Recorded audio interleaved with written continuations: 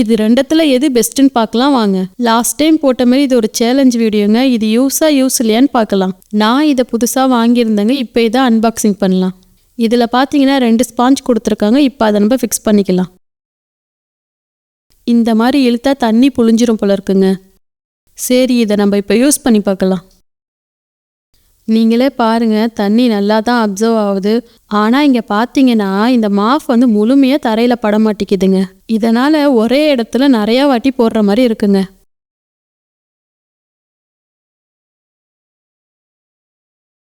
எத்தனை வாட்டி தொடச்சாலும் தண்ணி ஓரளவுக்கு இருக்குதாங்க. கை வச்சா ஈரமாக தாங்க இருக்குது. இந்த மாதிரி புளியறதுக்கு கொடுத்துருக்காங்க. ஆனால் இது எதுக்கு கொடுத்துருக்காங்கன்னு தெரியல, புளியவே மாட்டேங்குது. நம்மளே கை வச்சு புளிஞ்சிடலாம் போல்.